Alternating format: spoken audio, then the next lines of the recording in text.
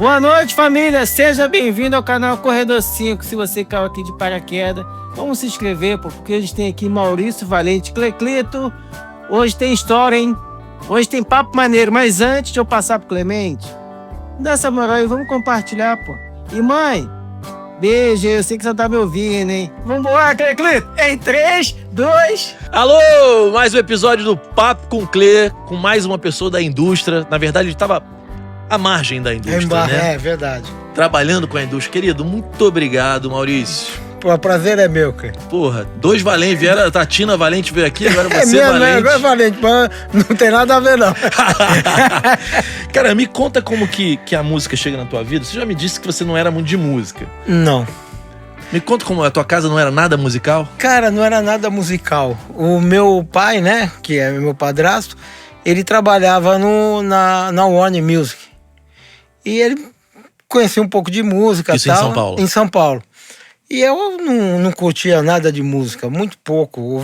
Às vezes eu ouvia um disco do Elton John, que a minha irmã botava.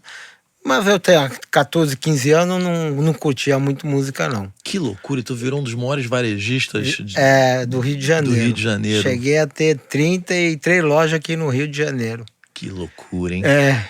Me conta o início dessa jornada. Você me contou ali fora que teu padrasto resolve vir pro Rio para abrir uma loja. Esse é o início da tua história. Isso, em 82, meu padrasto resolve vir pro Rio abrir uma loja e uma distribuidora. Como ele trabalhava na indústria, um amigo dele de São Paulo, que tinha já umas 30 lojas já também, que chamava Prodisc, falou, pô, Ardaço, eu gosto de você, vamos montar um negócio junto. Ele falou, então vamos montar no Rio. E o cara ainda falou assim, porra, por que no Rio, Daço? Tá maluco?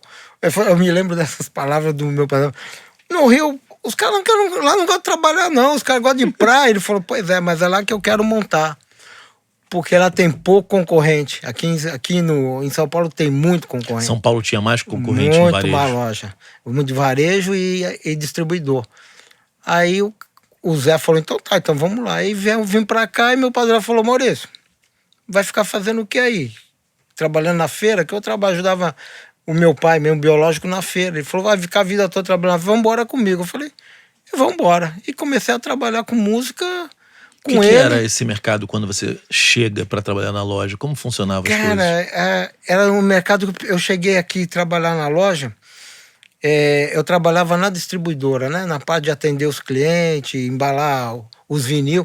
E eu cheguei e vi uma coisa que eu tinha um compacto. Não sei se você pegou o compacto. O menorzinho. O menorzinho é aquele negócio que fazia o LP vender. Primeiro eu tinha que estourar e eu não conhecia aquilo. Falei, caraca... Era como se fosse o single hoje, né? Isso. E aquele compactozinho, quando eu cheguei no Rio, tava estourado o Hit, Menina Veneno. E o Kid de Abelha começando com pintura íntima. Eram os compactozinhos que mais vendia. Eu falei, caraca.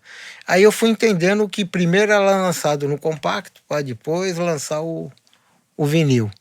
E o que era a distribuição nesse momento? Como funcionava essa logística? A distribuição a gente era distribuidor das gravadoras para pequenos lojistas. Então você vendia para pequenininhos? Pequenininho. Alguns que tinham interior, Paracambi, Barra do Piraí.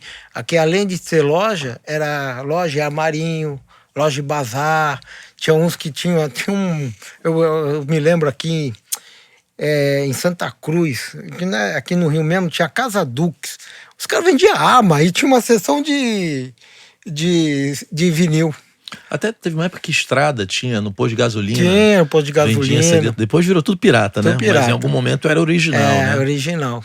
Então, nesse instante, vocês começam distribuindo para pequenos. Para os pequenos. A indústria colocou a gente aqui para distribuir para pequeno. Porque aqui no Rio só tinha um distribuidor, que era em Niterói. Não tinha nem nome loja do cara. O distribuidor chamava pelo nome, Renê. O nome do cara era Renê. Eu vou comprar o disco no Renê, lá em Niterói. E foi criada a Prodisc no Rio de Janeiro. E o que cresceu mais rápido, as lojas ou a distribuidora? Cara, a distribuidora cresceu mais rápido, porque a gente, além de atender ao Rio de Janeiro, atendia o interior de Minas, o interior do Rio, né? Mas era interior de Minas, pegamos Goiás, Anápolis, pegamos uma parte de Cuiabá, chegamos a vender no Acre, daqui do Rio até pro Acre. Era difícil abrir uma distribuidora e conseguir chegar nas gravadoras para ter esse acesso? Ou qualquer um que abrisse teria? Não. A gente só teve acesso porque o sócio do meu pai já tinha, como eu te falei, umas 30 lojas em São Paulo. Ele já tinha 3 distribuidores em São Paulo. Então não era fácil, não. Ele já estava conectado. Já tava por isso conectado. que os menores tinham que comprar de você. É, isso aí. Ou de outros distribuidores, né? O seu Martins já era gigante nessa época? O seu Martins não. O seu Martins nem existia nessa época. O seu Martins veio depois. Se eu não me engano, o seu Martins foi quase no... Acho que já foi nos anos 90, 91, que ele começou com uma lojinha ali na Santa Ifigênia. Se eu não me lembro. Eu me lembro que uma época eu tinha uns clientes nossos que comprava dele. E era pequenininho. Depois ele foi crescendo. A indústria mesmo foi crescendo ele, porque os outros já estavam parando, né? Tinha alguns outros problemas e iam crescendo. Outros iam chegando, Outros iam chegando. Você me contou que no Rock in Rio vocês tiveram uma baita empreitada, né? Cara, olha, se eu falar uma coisa pra você, foi ali que eu acho que comecei a gostar de música. Porque eu trabalhei os 10 dias no Rock in Rio. Eu trabalhei os 10 dias, eu vi todos os shows. O que eu fazia? Eu ia, quando começava o show, eu ia ver o show. Quando o cara começava no bis, eu voltava pra loja. Que a gente teve que montar uma loja lá dentro, porque as gravadoras, elas tinham uma associação. Se eu não me engano, chamava-se ABPD. Associação Brasileira dos Produtores de Disco, é isso mesmo.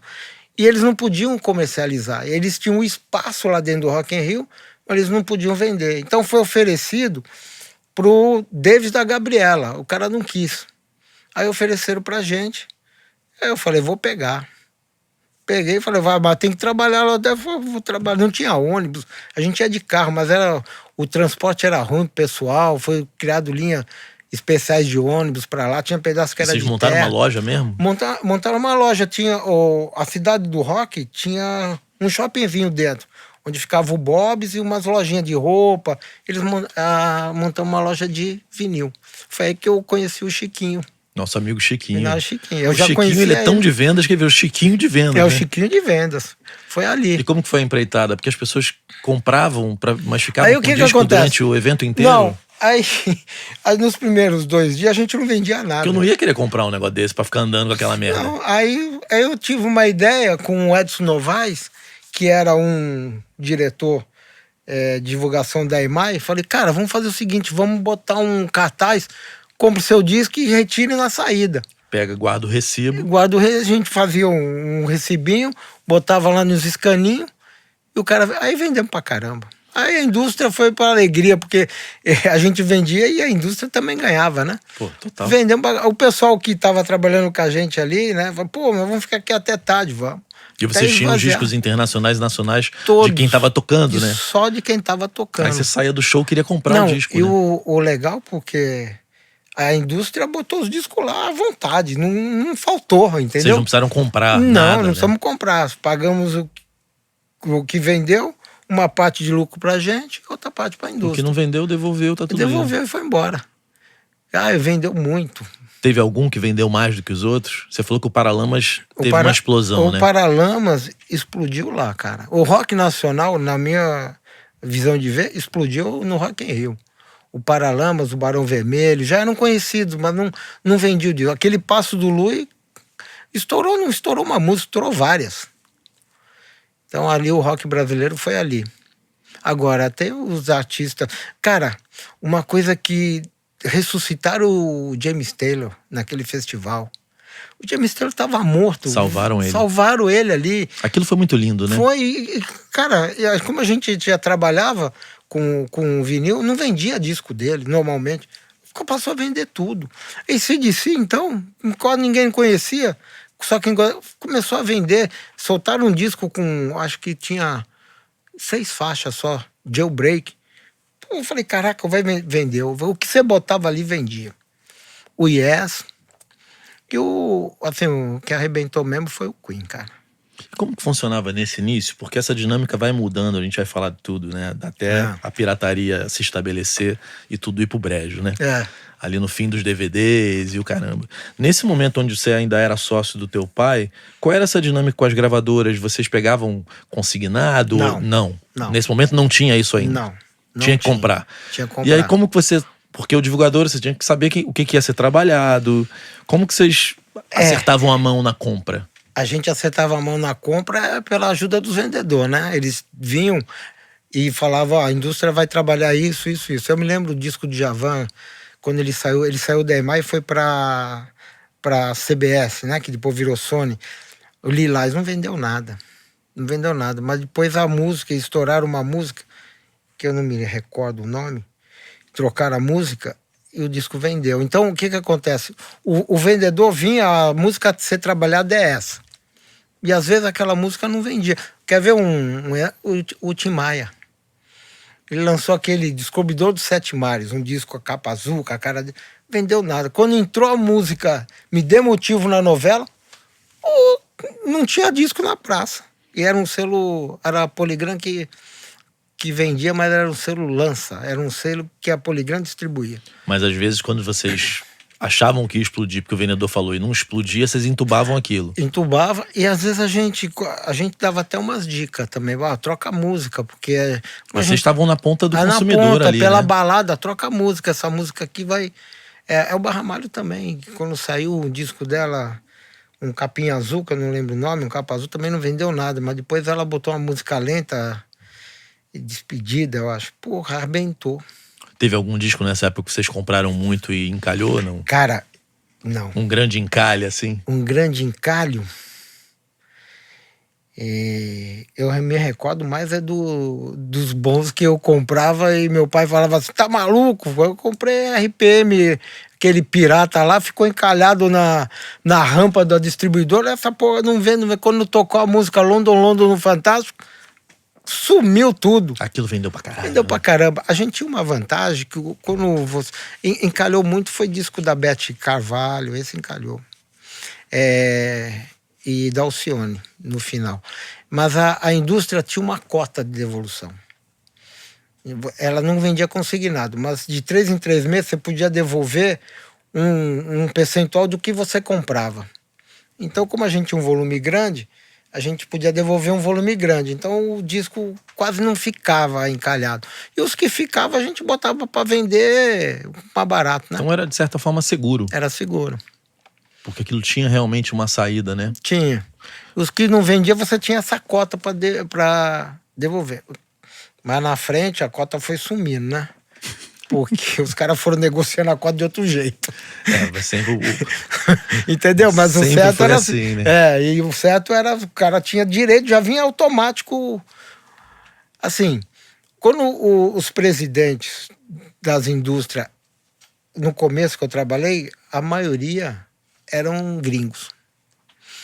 Então o negócio... A cota do cara tá lá, tá registrado, sai automático. Não tem improviso. Quando começou a mudar, os gringos sair, entrar os brasileiros, já começou o jeitinho daqui, o jeitinho dali, entendeu? Aí começava a encalhar mais, mas assim, o cara que era grande pra indústria era parceiro da indústria. Então a indústria também não deixava o cara no sufoco. Ele ia lá e tirava. Se você quebrar, era ruim pra todo mundo, né? E como a gente também tinha, a gente também ia lá e tirava do pequeno, porque o pequeno dependia da gente, a gente dependia do pequeno. É um ecossistema, né? Então a gente também tirava, trocava, assim, de encalhar. Teve o disco da Madonna, aquele capinha azul dela, foi depois do Like a Virgem. Tu lembra, né? Aquele encalhou feio. Agora você falou, eu não lembro nem o nome, mas depois do Like a Virgem que estourou ela, o próximo... E o Michael Jackson, Bad, também foi... Comprou pra caramba o Bad e não vendeu nada, né? Que veio logo depois do Thriller, né? Na verdade, ele vendeu pra caralho, mas comparado com o Thriller foi um fracasso, né? É igual o 4 Coiotes do RPM isso também. Aí. Vendeu 400 mil, mas perto do outro não existia, né? Não existia. A gente tinha também seguido uma tabelinha, uma parada que chamava Nopen. Não sei se você conheceu. Não, o que é isso? Nopen eram as músicas, era uma parada... Como se fosse um Crowley da vida? Da Crowley, tipo, da rádio? É tipo... Da rádio. A Nopen era uma parada que eles faziam de músicas que mais tocavam nas rádios. Então a gente seguia por ali, ó. Porque as que mais tocavam na rádio eram as que as gravadoras davam jabá ou mandava tocar. Então aquilo ficava na cabeça, a gente trabalhava mais aquelas músicas. E quando ia pra televisão e novela também explodia muito, né? O Fantástico também. Teve uma época que o Fantástico... Quando saía clipe no Fantástico, explodia. Tinha uma época que o Fantástico tinha um negócio, tinha um clipe, aí passava ali, explodia. Júlio Iglesias também tinha um disco de Júlio Iglesias em inglês, não vendia nada, passou lá no Fantástico. Saiu vendendo. Isso tudo na época do vinil, né? Tudo na época do vinil, né? O cassete eu tinha várias fitinhas, porque eu tinha um Walkman amarelinho. Da Sony. Mas era uma coisa que não vendia muito, né? A fita não era um negócio que todo mundo comprava, né? Não, porque a fita já nasceu pirata, né? Porque tinha... Lembra? A BASF fazia TDK, fazia fita virgem. E os 3 em 1 gravavam, E os 3 em 1 gravavam, nego gravava na rádio, ficava lá. Às vezes entrava até o comercial na fita, né? Então já não teve... A única coisa que eu vi vender cassete no Rio de Janeiro era o do Samba Enredo. Por quê? Porque o Samba Enredo era um disco que saía final de ano, junto com o Roberto Carlos. Mas vendia mais no Rio de Janeiro, porque era as escolas do Rio. Mas era assim, saía quantidade enorme. A gente comprava 40 mil LP e 20 mil cassete.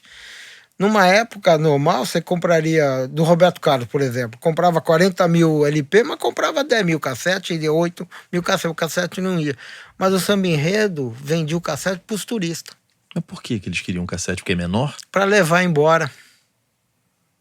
Do que levar o vinil, né? Então eles preferiam levar o cassete. Até porque para viajar é melhor. Para viajar é melhor. Né? Eles levavam o cassete. Foi o único cassete que eu vi vender. O resto era muito pouco. Assim, 10% da venda do LP era de cassete. Se você vendia lá 1000, o Village Outro vendia sem cassete. Esse Rock in Rio 85, alguma loucura que você assistiu de perto? Alguma história incrível ou não? Não. Assim que eu me lembre, não. Aquela que você conta no churrasco? Não. Nada? Nada. Quando você sai da empresa com o teu padrasto e abre a tua, qual foi o desafio, cara? Porque você abre ela em 93, né? Eu abro ela no comecinho, finalzinho de 93, comecinho de 94. Ou seja, já estamos falando de CD chegando com tudo. Já era... Praticamente, quando eu abri, eu já nem queria mais o vinil. Eu parti logo pro CD. Você virou concorrente do teu padrasto? Eu virei concorrente do meu padrasto. Então uma era New Disc, a Pro Disc e a outra New Disc. O que acontece? Eu tive um problema lá com o sócio do meu padrasto e resolvi sair. Como eu tinha um tempo de casa lá, eu não era sócio deles, era empregado. Eu já estava lá desde 82 até 93, já dava 11 anos. Eu falei, cara, você não precisa me indenizar, não. Me dá umas 2 lojas aí e eu vou começar a minha vida. Eles falaram, não vou te dar 2 lojas, eu vou te dar 4. Pode levar essas 4 aqui, que são lojas de rua. A gente não quer, porque naquela época o bom era o shopping, né? Aí eu peguei uma lojinha em São Cristóvão, peguei uma loja na comecinho da Rio Branco e peguei uma loja na Rua da Alfândega, que é onde o Chiquinho começou.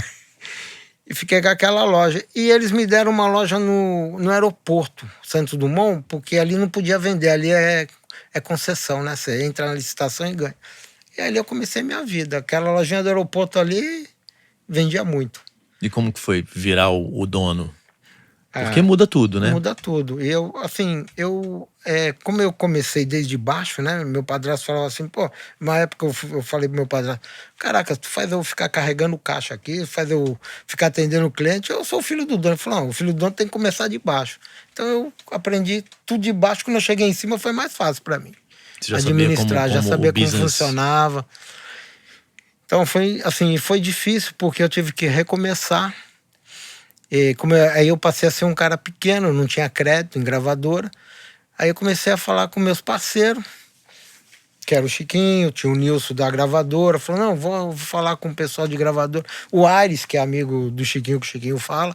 Não, Maurício, vamos dar um crédito pequeno para você. Eu me lembro na Universal... Quando você fala do crédito, é o quê? É um prazo para você comprar e pagar, né? Nessa época o prazo era quanto tempo? Cara... Na época do CD já diminuiu, mas na época do vinil tinha até 30 dias fora o mês, 60 dias fora o mês. Eu tinha até 90 dias para pagar, dependendo da gravadora, dependendo do momento que ela queria vender, né? Mas o prazo médio era 60 dias. E quando você abre a tua em 93, a gente já tem o CD. O que você sentiu de transformação no mercado como um todo? Ou seja, as gravadoras... Você sentiu alguma diferença? Algum ajuste?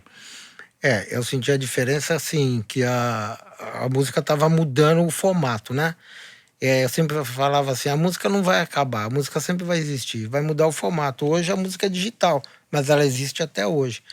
Então eu falei, eu vou ter que me adaptar ao CD. O CD tá começando, mas o vinil vai diminuir. E as gravadoras incentivaram também você a partir pro CD, porque eles estavam acompanhando o mercado lá fora e viu que o negócio estava evoluindo, né? Então eu falei assim, cara, eu não vou arriscar no vinil, vou direto no CD. E comecei a me especializar no CD e fui embora. Dessas 4? Dessas 4 virou 33 lojas. Eu tive loja em todos os shoppings. Teve shopping, no Rio Sul tive 2 lojas, no Plaza eu tive 2 lojas, no Norte Shopping eu tive 2 lojas. Tinha demanda para 2 lojas no mesmo shopping? Tinha demanda para as 2 lojas no mesmo shopping. E você ainda tinha concorrente no shopping, Tinha né? concorrente. Na época da New Disc, já os concorrentes eram um pouco menores. Nos anos 2000 já diminuiu muito, eu fiquei praticamente quase que sozinho. Porque a pirataria foi diminuindo, né? Quem eram os... Eu estudei com a Karen, né? Que eu acho que era filha do dono de... Do Kleber, da KL. Eu acho que é isso. É isso mesmo. Quem eram os seus concorrentes aqui em 93? Em 93, o Kleber já estava diminuindo. A KL Disco tinha uma loja no Barra Shopping, tinha a loja em Copacabana de rua. Ele sempre teve poucas lojas. Se eu não me engano, teve 5 ou 6 lojas só. A Gabriela, que era gigante. A Gabriela, que era gigante, só na Zona Sul. A Gabriela chegou a ter 12, 13 lojas. E no meu começo foi difícil por causa não tinha crédito. Aí fui conseguindo o crédito devagarinho. Só que os meus pontos de venda não eram um ponto de fazer volume, né? E quando eu cheguei, o aeroporto, em 97, não sei se você lembra, o aeroporto pegou fogo. É verdade. Aí eu falei, poxa vida. Queimou teu estoque? Queimou meu estoque e minha melhor loja. Fiquei 1 ano e pouco sem reforma. Foi quando, por azar do dono da Gabriela, né? E pela felicidade minha, né? Ele faleceu e eu peguei a loja dele, que era da Gabriela, que tinha no Rio Sul, que era a melhor loja. Que era um lojaço, né? Um lojaço. Se eu não me engano, era perto da alimentação? Dentro da alimentação. Era ali na entrada da alimentação. Em frente ao Viena, aquele restaurante Viena ali. Comprei muito disco nessa loja. Ali, cara. Tu arrebentou? Arrebentei. Ali arrebentei que o Jorge Lopes... Nosso querido Jorge Lopes. O Jorge Lopes, naquela época, ele falou assim, Maurício, como é que tu arrumou dinheiro pra comprar isso? Eu falei, aí eu contei a história, como é que eu tinha feito, ele não acreditou, mandou lá o gerente comercial dele Pô, esqueci o nome dele, cara.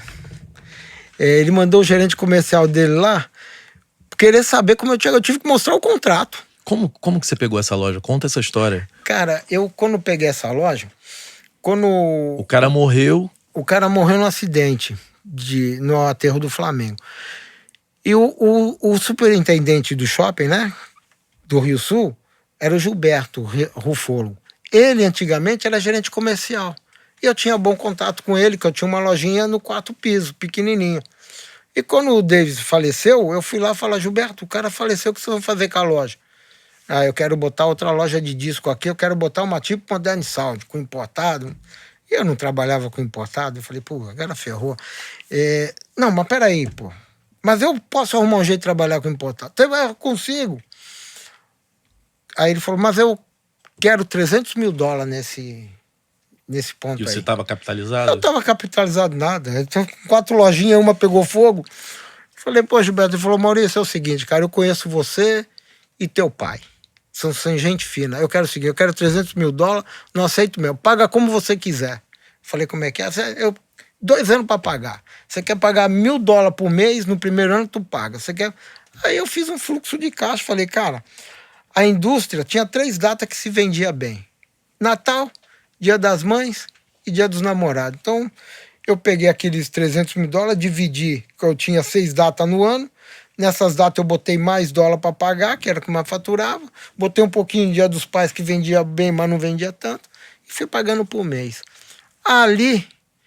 eu cresci de novo, porque a indústria eu passei a ter volume, porque eu saí... O Sul vendia pra eu caralho. saía de 4 lojinhas que vendia $200 mil para uma loja que é o Rio Sul, no primeiro mês que eu peguei, eu vendi 350 mil numa loja. No Natal bati 1 milhão. A margem era boa? A margem do CD a gente marcava 40%. Não era uma margem boa, mas você ganhava no volume. Vendia muito, né? É.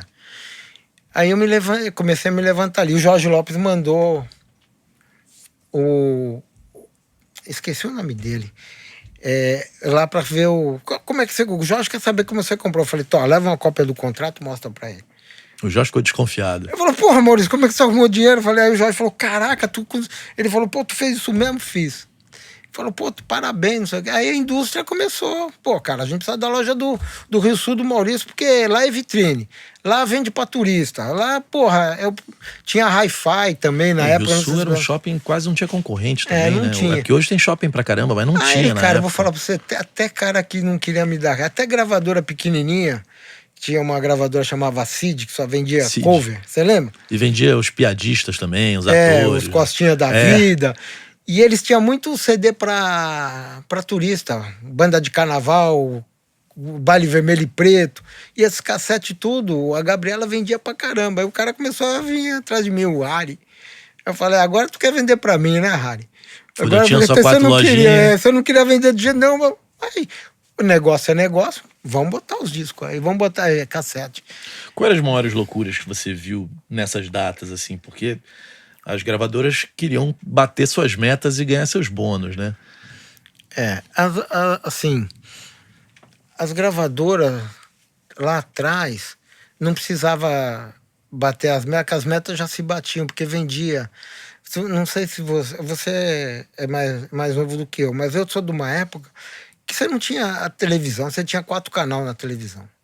Né? Você ou ia pra rua, ou ia fazer um churrasco, comprava um disco, ficava ouvindo com os amigos. Então, vendia, né? Hoje você tem vários canais de televisão.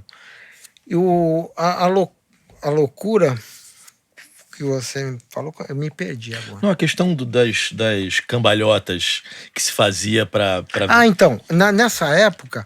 As manobras, elas não precisavam fazer manobra, porque se vendia o vinil e o CD, quando entrou o CD, trouxe toda aquela parte do vinil para trás, todo mundo tinha que comprar tudo de novo, porque queria ter todo aquele acervo do vinil em CD.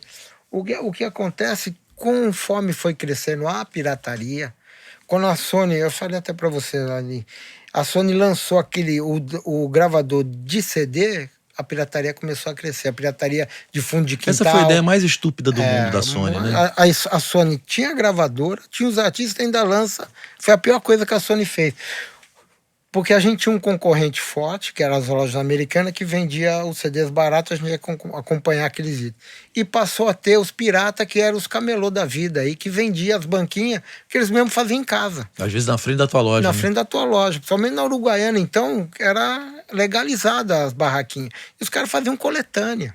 Então, em vez do cara comprar o disco do artista, eles faziam coletânea. Botava a melhor música daqueles artistas e fazia, que aí a gravadora já no CD copiou até deles, né? Foi o melhor do Djavan, o melhor do Eric Clapton, né? Os piratas já faziam isso quando começava a gravar. Aí a indústria começou a sentir o baque. Aí começou as pedaladas para eles poderem ganhar os bônus. E aí vocês tinham que ser parceiros, né? Tinha, assim, não... Como que funcionava essa lógica quando chegavam essas datas importantes? As datas importantes não era só as datas e tinha os artistas. Eles tinham, cara, eu preciso vender X disco do Zeca Pagodinho, cara. Mas é tudo bem, mas eu só comporto X menos Y. Não, mas tu vai levar X e mais Y e você vai pagar só o que vende. Aí começaram a botar consignado, entre aspas, né? Porque lá dava como vendido, né? Lá dava como... Porque as notas não saíam como consignado. As notas que iam para as lojas saíam como venda. Se saísse como consignado, não tinha bônus. Como que eles resolviam depois isso? Eles resolviam depois, tiravam, né? Mas depois de muito tempo. Mas quando eles estavam tirando, estava chegando outra. Né? Então, era uma bola de neve o negócio. E o mercado não comportava mais aquilo. E eles tinham o tal do market check. Eles tinham porque a demanda estava caindo. Estava caindo, mas eles tinham que reportar lá para fora que não estava caindo, senão o bônus não saía, né? E a bônus era uma vez por ano. E o bônus, se eu não me engano, vinha desde o presidente atingia até o gerente comercial, todos ganhavam. Todo mundo queria fazer aquilo girar, né? E a indústria tinha que ter os parceiros. Os parceiros eram aqueles caras que tinham o maior volume, né? Que não adiantava botar consignado no cara que tinha 2 lojinhas, vai botar 200 discos. Eles não queriam botar 200, eles queriam botar 300, 1.000, 100 mil num cara, 50 mil no outro. Cara, teve uma época que eu tava na New Disc, chegou lá, vou te falar, disco do Zezé de Camargo, Roberto Carlos e era os 3 da Sony. Zezé de Camargo, Roberto Carlos, não me recordo o outro. O cara falou, Maurício, tá chegando aí 30 mil de cada. Eu falei, mas eu não pedi essa porra. Como é que tá chegando? Eu tô maluco? Aí daqui a pouco toca o telefone. Ó, o gerente da Sony quer falar contigo. Ó, tá chegando aí, tu recebe, fica quieto. Tá bom, bota pra dentro. Se você não recebe, você não é parceiro. Mas como que funciona? Ficava de boca? Ou seja, você... Ficava de boca. De boca. De boca e os caras cumpriam na hora de tirar. Porque também se não cumprisse no ano seguinte... Ficava de boca... Não, se não cumprisse não teria parceiro, porque se eles não tirassem, eu tinha que ir lá no diretor financeiro pagar as duplicatas. Aí o cara não ia me vender mais. Aí o cara lá fora, pô, você não tá vendendo pro fulano por quê? Então eles tiravam. Mas só que aquele negócio, tirava e botava. Então você tinha as datas de festas, que tinha que ter aquele volume que eles também tinham que reportar, né? Tem que vender X no Natal. E tinha os artistas. Ó, eu preciso sair com esse disco tanto para se pagar. Então, assim, eu cheguei a ter uma loja no Saara, não sei se você conhece o Saara. Sim, claro. Na Senhor dos Passos, eu tive que alugar uma loja ali. Ali tinha um monte de lojinha, né, no Saara. Né? Eu tinha uma loja embaixo e tinha 4 andares para cima. Os 4 andares cheios de CD. De estoque? De estoque meu e consignado. A maior parte era consignado. Você falou da Modern Sound. Aquilo era um negócio que girava bem, porque eu sempre tive a impressão que... Porque era muito específico, né? Era muito nichado, né? Eles começaram a Modern Sound, era uma lojinha pequena, não sei se você lembra, né? Não, quando eu descubro... já era grande, né? Quando eu descubro, eu tô com, sei lá... Sou de 73, 83, ali 93 eu descubro que aquilo existia, porque eu comecei a ouvir muita coisa internacional. E o único lugar que vendia, Bob Marley. Descobri Bob Marley, né? Aí só tinha nas lojas todas, a coletânea. A coletânea. Aí você chegava na Modern Sound, tinham 8, 9, 10 discos. Porque tinha os discos que as gravadoras não lançavam, né? Ele trazia disco de fora. Porque ele tinha uma parceria com os comissários de avião que traziam na mala e vendiam para ele. E era uma operação lucrativa ali? Era porque ele cresceu, né? E ficou gigante aquela loja. Gigante. Né? Mas o Pedro da Modern Sound, o Coroa, né? Porque tinha o Pedro e o Pedrinho. O Pedro, ele era fazendeiro, tinha plantação de cacau no sul da Bahia. Então ele amava aquilo ali acima de tudo, né? E depois eles compraram um cinema que tinha atrás e ampliou. Aí ficou lindão. Era aquelas mesas, né? Isso, aí teve a ajuda da gravadora também. Como a gravadora também ajudou, eu abri muita loja. Quando também. Você fala ajudou como? Ajudou, pô, dava prazo, dava paga o que vende, dava o Jorge Lopes, parceiro. Ele falou, Maurício, vou te arrumar 4 lojas aqui da TKR, que os caras estão fechando, que eram do teu pai, você vai recomprar elas. Eu falei, eu não tenho dinheiro, Jorge. Ele falou, não, a companhia vai te ajudar. Eu vou te dar uma parte, você vai pagar a companhia 50 mil por mês, eu vou te ajudar com 25 mil por mês, vou te dar bonificação pelo que você compra. Então, tinha parceria nisso. Porque se fechasse loja era ruim para todo mundo, né? Pois eles queriam mais ponto de venda. E quando você ficar grande, né? Quando você fala desse cenário aqui, dos anos de CD, né, de ouro, como que você... Porque assim, todo mundo tava vendendo o mesmo produto, né? Porque quando você pega a loja de roupa, né, sei lá, Reserva e Osklen, cada um tem a sua coleção, você vai disputar na lábia e no branding, no posicionamento. Como que era a concorrência quando todo mundo vende a mesma coisa? Né? Porque todo mundo tá vendendo o que tá tocando no rádio e o que tá na TV, né? Era o preço, né? Era preço. Era preço. E como que você conseguia ter o preço? Porque eu tinha volume, eu tinha desconto. Tipo assim, o cara ali tem 5 lojas, ele consegue comprar. Porque chegou um ponto também, Clé, que a indústria, como foi diminuindo, começou a partir para os pequenos de volta. Acabou com o distribuidor. Foi aí que o seu Martins também foi diminuindo. Eu tinha distribuidor em São Paulo, foi porque a indústria passou a partir para aqueles caras, porque os grandes que tinham grandes lojas, Gabriela fechou, a Breno Rossi fechou, aqui no Rio tinha Toque Disco, fechou, eram Motodisco, eram redes grandes. Aí eles passaram aí para os pequenos também. E bypassaram o distribuidor. E bypassaram o distribuidor, foi fechando. Aí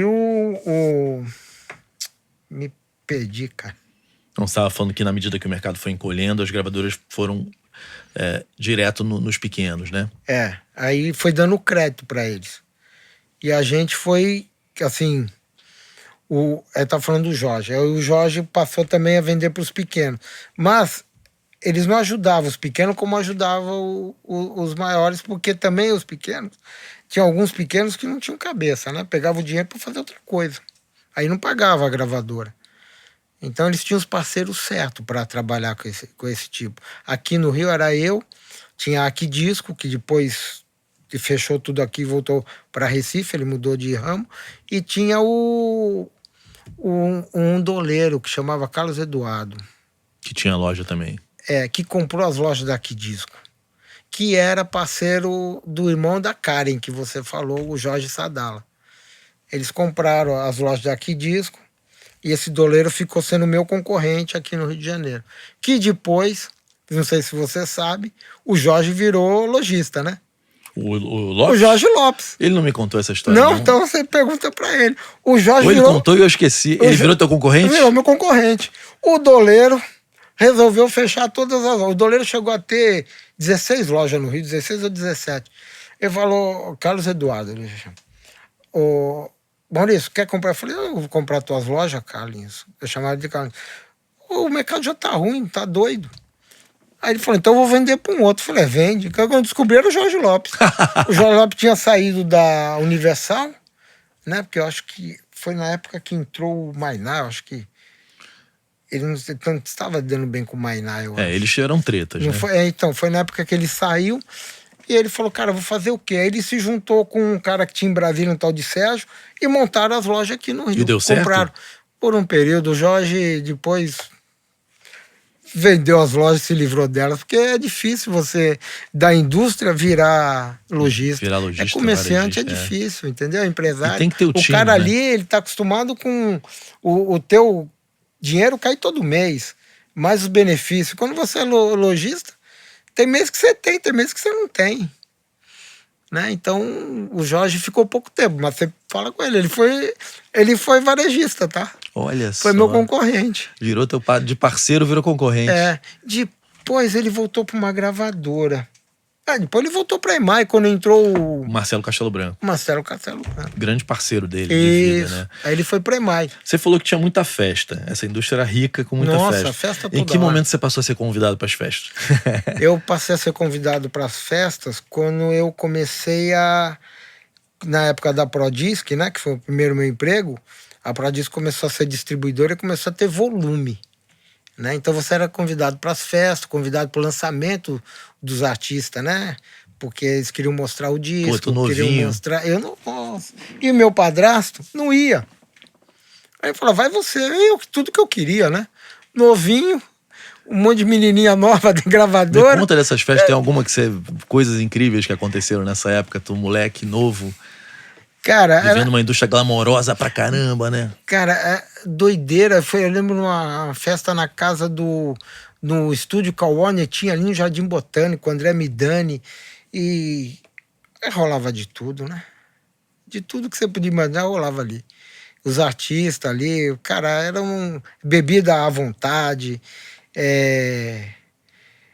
assim, a droga não rolava muito não, mas a bebida rolava, tinha um pouco de droga, mas eu acho que ninguém cheirava na frente das pessoas, né? Não, era coisa, pois nessa época era tudo escondido, não é como era hoje, mas as festas eram, assim, não era porcaria não, era coisa de primeira. Né? Quando tinha lançamento de Zeca Pagodinho, a Ivete Sangalo, era passagem. A Ivete geralmente era em Salvador. Vocês iam tudo pra lá? Passagem, hotel, tudo pago. E depois ainda tinha, eu lembro que você falou do Esquiavo, né? Você conhece o Esquiavo? O Esquiavo levou a gente para uma festa do lançamento de Zezé de Camargo e Luciano na Ípica, lá em São Paulo. Cara, coisa de primeiro mundo. Daí saímos dali, fomos pro fogo de chão, comer, ficar até tarde. Era dinheiro sobrando, né? Aí depois dali ia pra boate. E quando você ia ver, era 6 horas da manhã, tu ainda tava na rua. Daqui a pouco tava todo mundo no puteiro. Isso aí, eu ia falar o puteiro. Aí todo mundo pro puteiro e agora vamos. Que beleza, hein? Puteiro pago pela gravadora. E tudo. Puteiro. Tu comeu puta pra caralho com o cachê pago pela gravadora, né? Comi com o cachê pago pela gravadora. Isso na época dos anos 80, né? Porque era... Que maravilha de mundo. Era mais em São Paulo que tinha. Aqui já tinha Café Fotô lá, não, né? Café Fotô, na minha época, não tinha. O Café Fotô, acho que já veio mais em... Anos 90. 90. Acho, né? Aí eu casei em 96. Morreu agora o velhinho que era dono do... Tinha uma lá em São Paulo, que as gravadoras levavam a gente, que era Barbarella, não. Bahamas. Então, o velhinho dono do Bahama morreu agora. E você tinha que ir, né? Porque as gravadoras... Não, vamos lá, porque o que justificava pros caras poder dar aquela nota? Que levou o cliente. Se você falar que não vai, o cara, porra, a gente não vai poder ir por causa de você.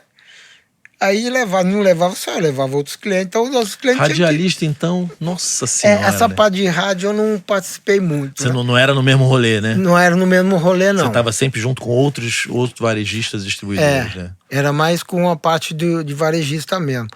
E o que acontece? Eles tinham que justificar a despesa. Se não tem cliente, não pode ter despesa. Então saía depois de um show desse, lançamento, ia jantar, aí era restaurante caro, Gero, era fogo de chão, aí depois ia pra sacanagem. Que maravilha. Às vezes não rolava nada na Sacamata, você tinha que ir porque, Em que momento é que você era solteiro? Eu me casei em 96, até 91. Até 96 é muita festa. Muita festa. Muita festa.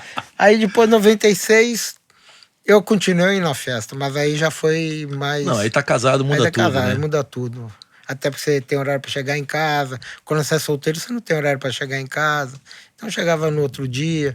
Eu me lembro que tinha um remédio na farmácia, chamava Reativan, não sei se você pegou. Reativan, não peguei, não. Puta merda, tiraram de circulação. Eu vivia tomando aquilo no outro dia e... pra poder trabalhar, né? Porque... Ah, o Reativan era pra trabalhar, achei que era pra transar. Não, pra trabalhar, pra você ficar acordado no outro dia pra trabalhar. Reativo, devia ser uma porra com taurina. Aí tiraram depois de circulação. E tu no Reativan direto. Não, eu tomava isso direto pra poder trabalhar no outro dia. Principalmente, quando tinha... E tinha todo mês, tinha. Tinha sempre uma festa. Tinha, porque a gravadora saiu com, sei lá, 10 lançamentos. Daqueles 10, 2 era principal. Sempre tinha um mês, tinha um artista bom lançando. Fora as outras coisas enlatadas que vinha de fora, que também vendia, né? Vem cá, tem um momento de mais porrada de venda, é os 90 ali, né? Porque eu lembro de Skank, 3 milhões, Gabriel, 1,5 milhão, J Quest, 1 milhão, aí SPC, 3 milhões. Era uma loucura, né, cara? Sendo que já no final de 2000 ali, já tinha muito consignado desses caras.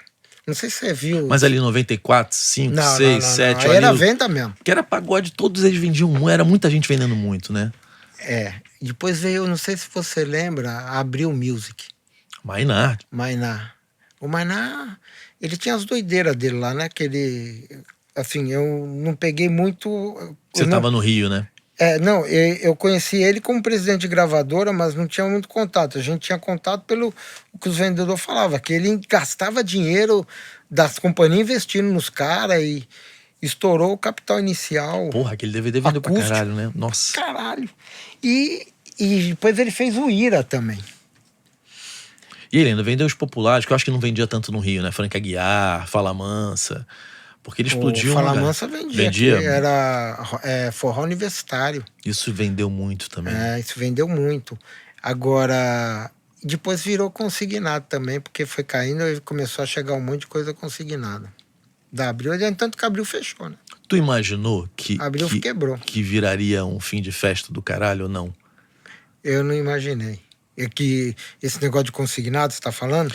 Não, do fim da... Né, tipo, pô, a gente tinha uma indústria próspera pra caramba aqui, de repente começa a pirataria. Cara, pirataria. Até a pirataria eu achava que... Dava pra vencer Dava aquilo. pra vencer, e a gente venceu a pirataria. O que a gente não venceu foi a música digital. Quando vai pro enterrou. Napster e etc. Com a pirataria crescendo, começou a se colocar mais consignado na rua, porque o volume de venda caiu.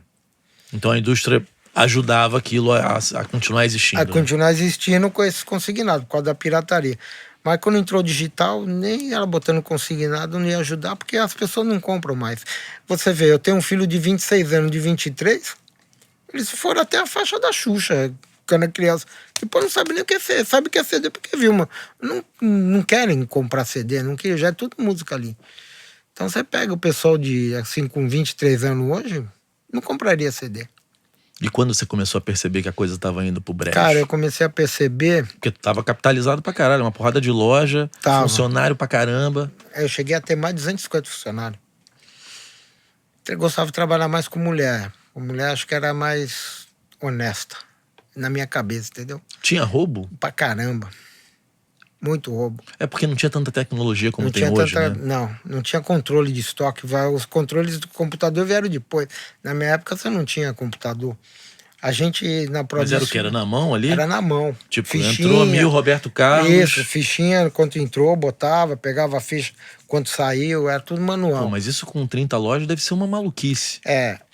E as lojas também tinham fichinha que vinha para catar no estoque.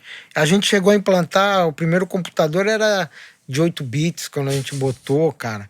Canetinha com código de barra, os discos não vinham código de barra, a gente imprimia código de barra, colava no CD e no disco pra gente começar a ter controle. Eu comecei Você acha que te roubaram muito? Muito. Eu peguei vários caras roubando assim, a cliente nosso que tinha loja na Rocinha. Pô, Maurício, como é que o meu outro cara que tem na barraca na Rocinha também consegue vender e se ele compra no mesmo lugar? Aí eu falei, cara, descobre lá. Ele falou, cara, é assim, é sato. Ele pega com fulano no bar ali. Aí eu ficava filmando, fui lá no bar, peguei o meu gerente vendendo pro cara roubando. Aí era um roubinho pouco, mas era muito. Era de galinha, mas de pouquinho em pouquinho eu cheguei saía, a pegar uma quadrilha.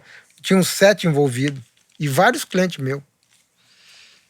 Mas depois a tecnologia veio. Já na New Disc, já o controle de estoque era melhor. Já não tinha tanto. Mas tinha aquele roubo do cara levar dentro da roupa, né? Mas por isso que eu gostava mais de trabalhar com mulher.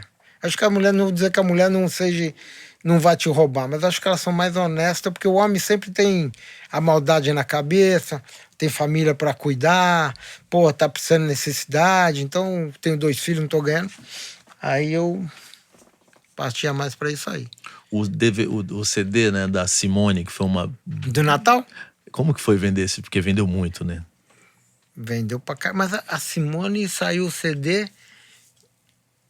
Não saiu em vinil, né? Eu não me lembro. Eu acho que Simone Natal, eu acho que é CD, cara. CD, né? Eu acho. A gente pode estar errado. Quando tinha um estouro desse... Porque você falou que vendia mesmo, né? Vendia. Anyway, se tinha um explodido. Mas quando tinha uma explosão, como um RPM, como a Simone, mudava o teu faturamento? Pra caramba. Então você tinha que torcer para ter acertos, né? Acerto, assim, a gente sempre tinha disco estourado, principalmente novela.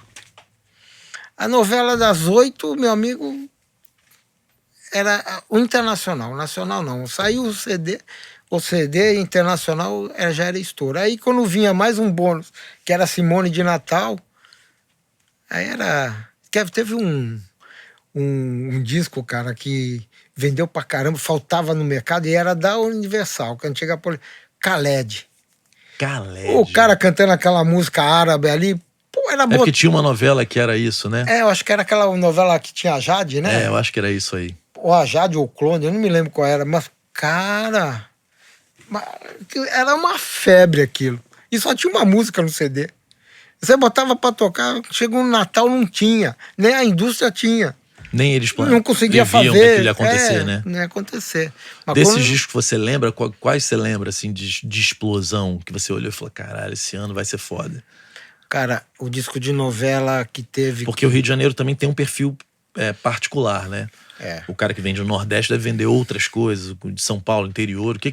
Qual foram os discos que você vendeu muito, assim, que você lembra? Eu vendi muito Legião Urbana, o RPM, a Madonna Like a Virgem quando estourou. Os discos de novela, O Rei do Gado, que já, acho que eu não vi, foi CD. Pô, e o Rei do Gado foi o primeiro CD de novela música nacional que vendeu. Vendeu no Rio pra caramba. Que só vendia internacional. Porque tocava mais, né? Aquelas músicas mais românticas. E a própria Som Livre tinha o perfil, né? Também vendia bem pra caramba, né? O Zeca Pagodinho também, cara. Aquele acústico dele. A Ivete Sangalo. Que a Ivete também, quando estourava... Teve uma época que a música baiana vendeu pra caramba. Era Banda Beijo, era Catinguelê, era aquele da Timbalada. Daniela Mercury vendeu pra caramba. A Daniela Mercury puxou a música baiana, né, cara? Aquela Canto da Guerreira, que era uma gravadora pequena, era a Sony que lançou ela, mas ela vinha de uma gravadora pequena, que aí aproveitou... Qual era a gravadora? Ela aproveitou até os discos dela antes da Sony, começou a vender e viram que era boa. Dali saiu Ivete, saiu essa Banda Cheiro. Xuxa também vendia muito, né? Cara, a Xuxa, ela vendia bem pra criançada. Até o número 3. Depois começou a não vender tanto. Depois não vendeu tanto. Eu me lembro que o número 3 eu comprei, era vinil ainda. E meu pai falou assim, você tá maluco? Aí tá tudo parado, tem mais de 60 mil discos parados nessa... Falei, puta, essa porra vai encalhar, cara. E encalhou? Eu olhava aquela... Cara, eles tocaram a música Hilarie, não sei o que, da Xuxa, aquele negócio, mas não deu, sei lá, 20 dias, o estoque foi lá para baixo.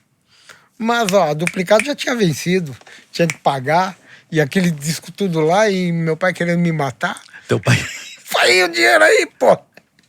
Calma. Cara, trocou a música, tinha essas coisas, né? A indústria tinha essas coisas, eu me lembro o Fagner também, Deslize, ele não vendia nada, trocou a música, o disco disparou. Às vezes cai no gosto da pessoa, né? Agora, a música na novela vendia. Mas fora isso, da novela, na rádio tocando também vendia. Principalmente quando caía no personagem principal, casal romântico da novela, né? E a rádio tinha o jabá, né? Você que vai entrevistar a Tina, né? Que a rádio, ela vai te falar sobre jabá. Tem muito radialista que tocava, se levava, né?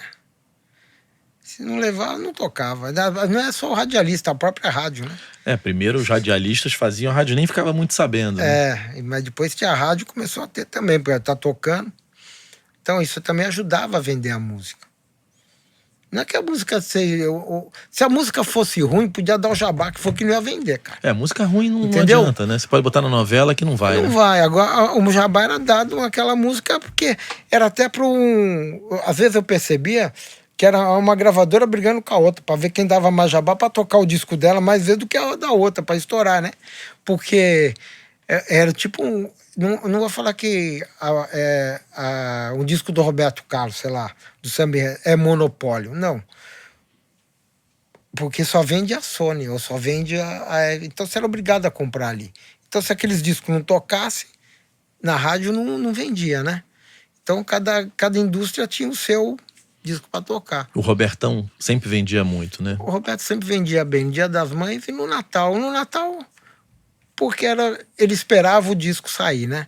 Ainda ajudava. O disco saía, tinha um especial da Globo e tinha o show dele, né? Que ele sempre fazia o show de final de ano, né? E virava um baita presente de Natal, né?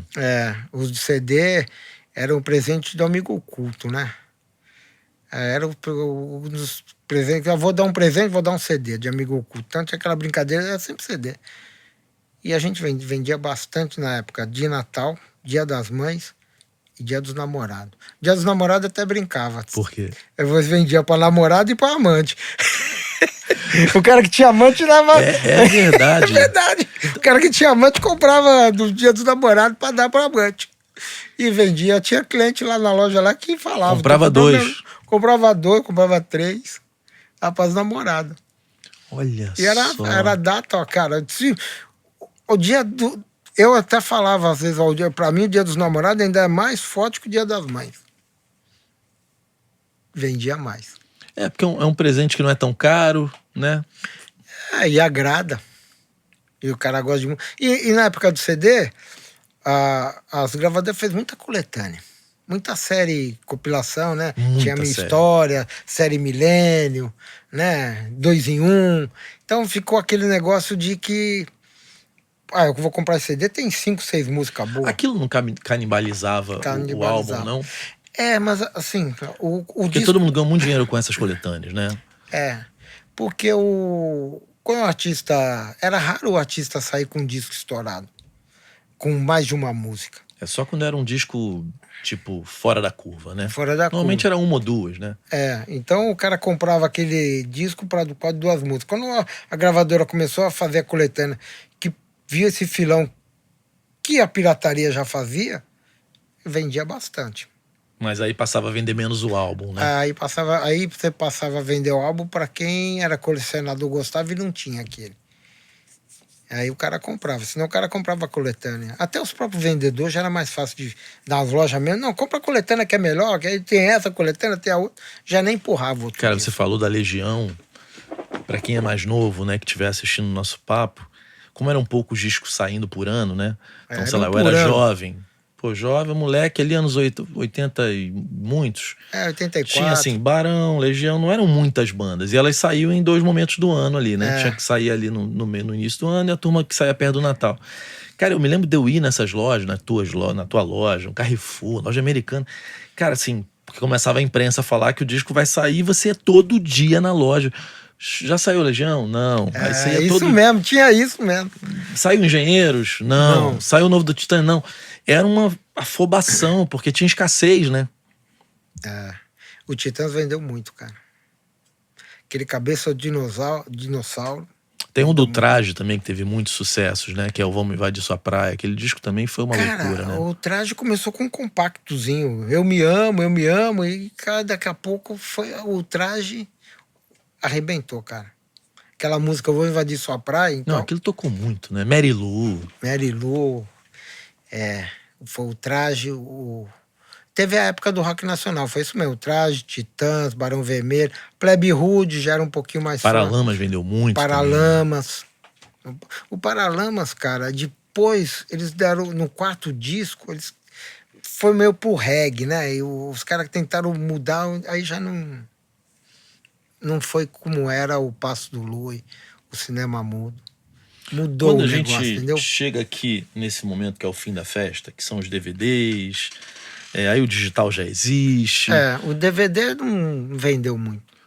Eu me lembro, cara, de uma cena que eu cheguei um dia na loja americana pra comprar alguma coisa pra mim. A música tava nos latões, né? Era umas latões, assim, R$9,96. Aí eu olhei e falei assim, gente, acabou. Olha a percepção de valor, nada, né? Tava tipo calcinha, meia. Tá aí, ponta de estoque aí. Era meio no latão. Aí tinha ainda uma época que tentaram acertar com Blu-ray, então o Blu-ray ainda ficava bonitinho. Não pegou. Mas o resto ficava tudo no latão. Quando você percebe isso acontecendo, como que você, como varejista, comerciante, contínuo, comercial, o que você fez?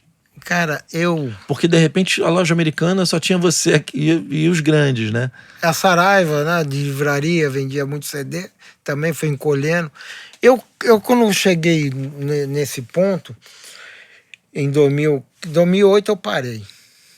Fechei minha última loja e parei. Quando foi chegando em 2005, foi até... Eu comecei a abrir eu peguei e falei assim, as livrarias têm seção de disco dentro da livraria. Eu vou pegar minhas lojas, vou fazer uma seção de livro dentro das minhas lojas de disco. Aí comecei a botar só os best-sellers, os livros mais... Eu lembro desse momento. Aí eu falei, cara, então eu vou fazer uma livraria. Criei a New Books no Shopping da Gávea, no 3º piso, em frente ao Teatro Vanucci. Eu lembro. E eu falei, ela já tinha quase 200 metros, peguei aquela loja ali, no salão de beleza ali, eu fiz e montei a New Books com uma seção de CD. O negócio foi engrenando e tal, e eu fui pegando gosto. Aí eu resolvi montar em Niterói, montei uma New Books em Niterói, que eu tinha 2 lojas, como eu te falei, né? Tinha shopping que eu tinha 2 lojas, eu montei uma New Book. E aí eu já conheci o Mauro Scarabrini, que ele era gerente comercial da BMG, que é a antiga RCA, né? Dos caras mais legais que eu conheci na vida. Gente finíssima, o Mauro. Aí conheci ele ali, que ele veio de um outro ramo, ele caiu ali, porque tinha uma coisa, cara, que você falou do Mauro, o cara que vinha de fora, quando entrava na gravadora, ele sofria, cara. Porque os próprios caras de baixo dele, vendedor de outra área, esse cara não entende porcaria nenhuma, e começava a queimar os caras. Principalmente vendedor também, que queria aquele cargo, né? E o cara sofreu, o Mauro sofreu ali dentro. E o Mauro era, tipo, junto com o Luiz Oscar. Né? Luiz Oscar trouxe ele. É o escudeiro ali, né?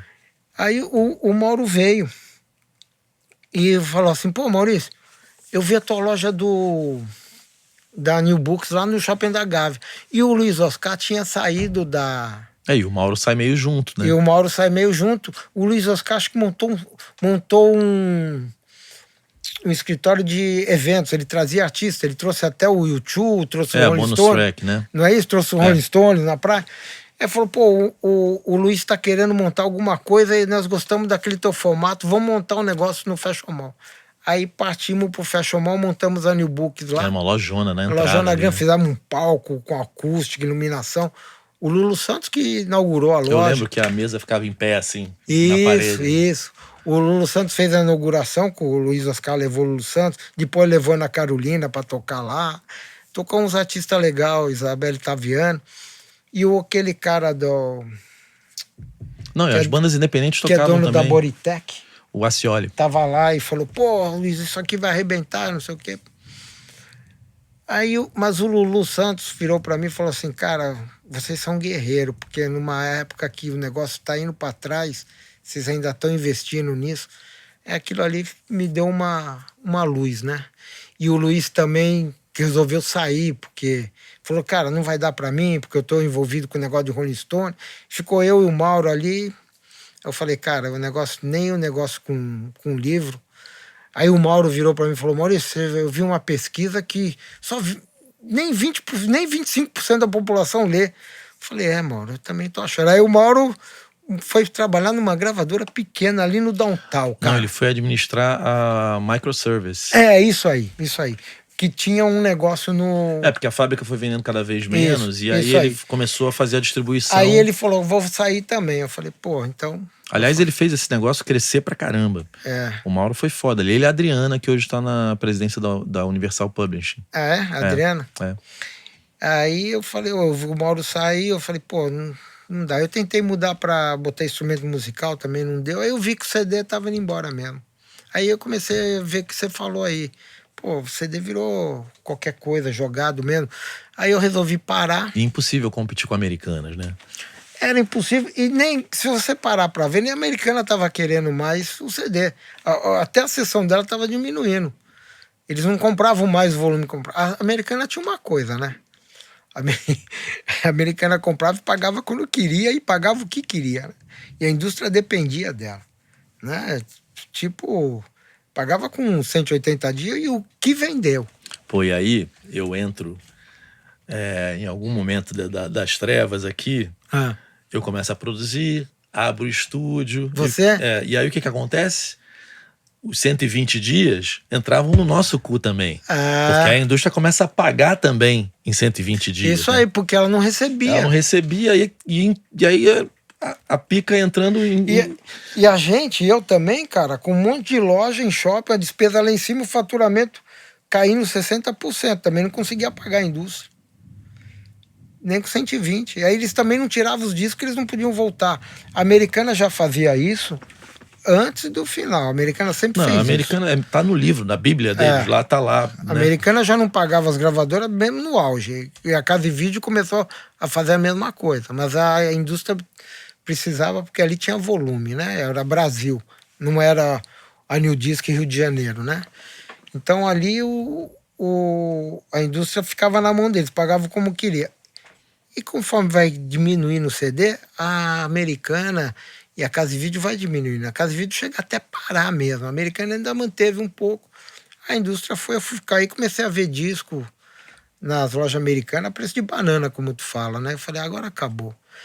Aí eu falei, cara, em 2008 eu falei, cara, eu tenho que mudar minha vida. Cheguei lá no Rio Sul, que eu tinha uma loja no Rio Sul. Deixa eu te falar uma coisa, voltando. Eu tinha as duas lojas do melhor ponto do Rio de Janeiro. Era do Rio Sul e da Rua São José, que é uma lojinha de rua ali, que era dos italianos, que eu comprei deles ali. Aquilo vendia pra caramba, porque era bem ali no coração do edifício garagem. E o que eu fiz? Eu tava um dia...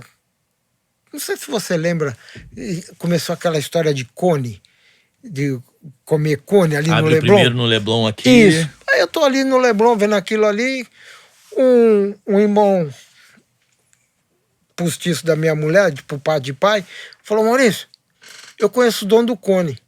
São um judeu que... Bom, me apresentou, os caras falaram, cara, vamos abrir um cone na Rua São José. Aí comecei a mudar de ramo. Abri um cone na Rua São José. Arrebentou? Arrebentei. Abri um cone onde era o Shopping da Gávea, onde aquela lojinha que tu conhecia, a minha, sim, virou um cone até hoje. Que também vendia pra caramba o cone. Aí eu falei, cara, eu vou mudar de ramo. Falei, eu já tô com esses 2 cones aqui de parceria com os caras. Comida versus disco, qual é o melhor negócio? Olha, vou falar pra você, do fundo do coração, eu preferia ter minhas lojas de disco até hoje. Funcionando daquele jeito de antigamente. De antigamente, porque comida estraga, sujeira. O disco era uma coisa linda. Mas a margem é boa? A margem... Cara, a margem de comida vai te deixar aí uns 20% líquido. Você vende 100 mil, vai te deixar 20 mil. Esse negócio que comida deixa 100% é conversa. Não, eu tenho um restaurante, por isso que eu tô te falando. Eu entrei no negócio de cone e falei, bom, então vou pegar minha loja do Rio Sul, que é a loja de CD, tá dentro da alimentação, vou transformar em comida. Aí transformei em comida, fiz uma franquia do Girafa. E assim eu cheguei a ter 9 lojas de restaurante. Aí um negócio totalmente de endoidar, porque você não consegue controlar, você não... o disco você controlava o estoque lá, tem 50 discos desses, vende tanto. O arroz, você faz 10 quilos de arroz, vende quantos? Se você é no quilo, é pro peso. Se é no prato, você consegue controlar o prato. Pô, sabe?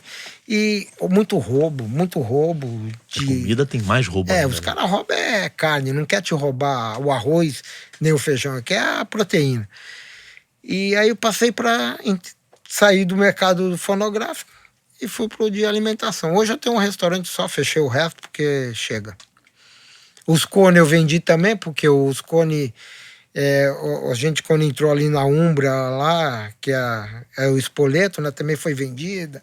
Aí também aproveitei e vendi, saí fora. O teu pai sai junto, mais ou menos na mesma época, ou ele sai antes de você, teu padrasto? Meu padrasto sai em 97. Então ele sai na hora boa. Ele sai na hora boa. Vende bem. Ele vende. Ele não ele acabou vendendo e saiu fora.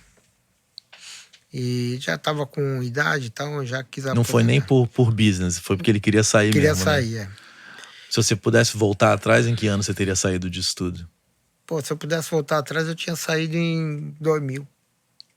Teria saído bem pra caramba. Teria. E aí em 2000 eu ainda investi mais, abria mais loja. É que, assim, eu tive várias pessoas que falavam assim, não, cara, eu conheci lojistas de Brasília, de Goiás, que os caras, Flávio Carneiro, os caras tinham loja e depois mudaram para outras coisas com o dinheiro da indústria. Eu não conseguia fazer isso. Aí os caras falaram, pô, tu é burro, Maurício. Pegava o dinheiro e abria outras coisas. O nego abriu farmácia, abriu os mercados. E eu falei, não. Eu gosto disso. Eu não... no começo eu não gostava de música, né? Mas eu gostava de trabalhar com a música. Eu gostava da indústria, de trabalhar com a indústria, o glamour, sabe? O negócio é gostoso, cara. Você ficar ouvindo música, o que vai estourar, sabe? Pô, vou ver aquilo ali, vai vender. Você tem certeza? Tenho. O outro fala, eu acho que isso, meu boneco, mudou a música. Pô, não é que vendeu mesmo? Era gostoso. Eu te perguntei sobre como é ter concorrentes quando todo mundo vende a mesma coisa. E você falou preço, né? e ponto bom, né? Aonde passa a gente. Ponto Agora, bom. esse ouvido, porque minha mãe é lojista, né? Tem loja também. E aí o gol dela é ela escolher bem no atacadista o que ela acha que vai pegar. É isso aí. E ter antes na loja. Em algum momento todo mundo vai ter.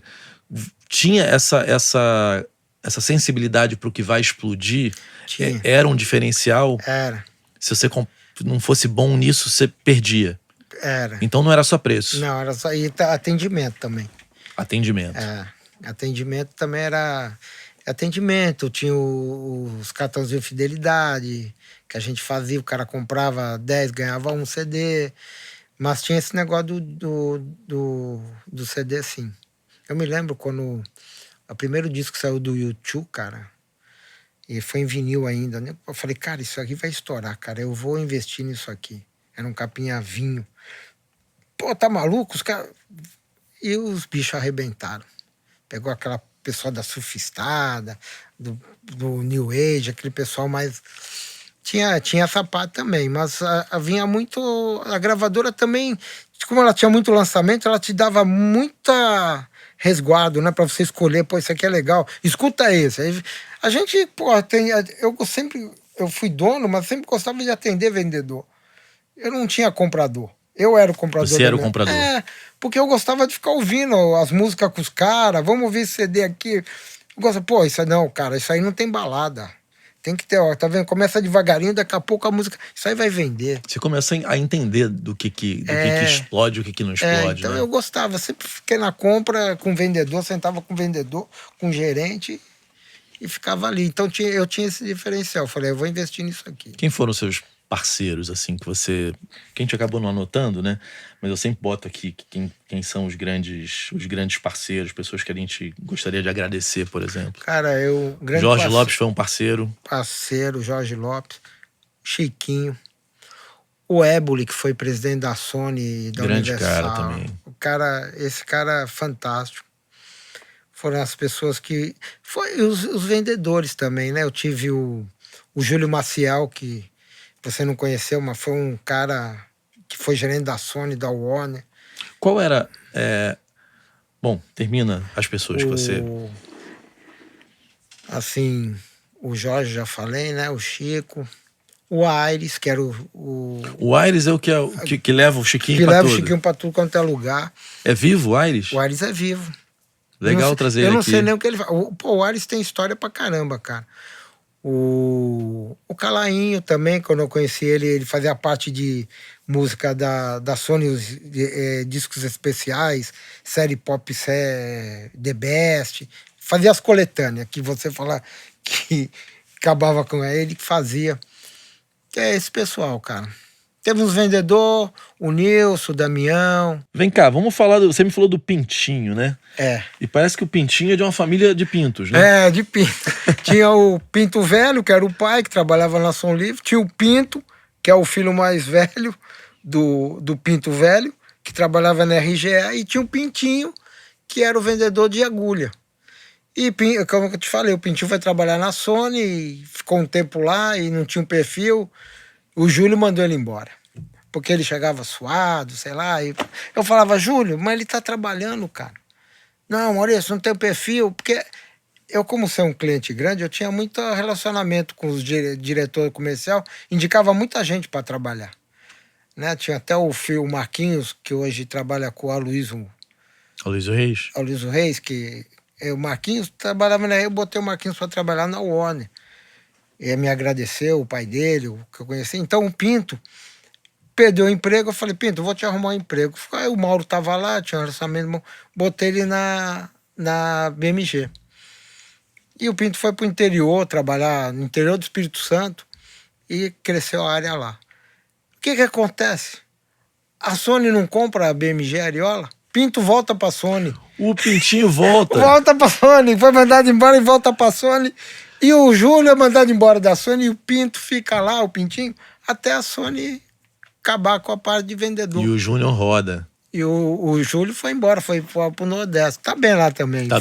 Tá bem, foi trabalhar lá com o João da Condil. Dos teus concorrentes, e não só do Rio, mas os outros grandes players do teu segmento, quem saiu na hora certa?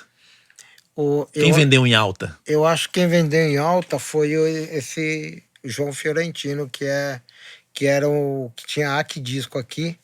Ele era forte no Nordeste, era o maior distribuidor no Nordeste. Tinha quase 100 lojas lá espalhadas entre o Nordeste todo, né? Natal, Pernambuco. E ele veio por um tempo aqui abrir loja aqui no Rio. Aí chegou a ter 15 lojas. Mas daí ele vendeu pro Doleiro, que eu te falei, Carlos Eduardo, que depois vendeu pro Jorge Lopes. Se capitalizou e ele pegou e... Não, não se capitalizou não, cara. Ele pediu concordata. Ele não pagou a indústria e saiu bem, pô. O João da Conde pediu concordata. Gênio. Gênio. E os caras não podiam fazer nada, que só tinha ele de lojista lá, no Nordeste. Gênio, como montou uma rádio. E aí vendeu pra quem as lojas do Nordeste? Não sei pra quem ele vendeu, virou outras coisas.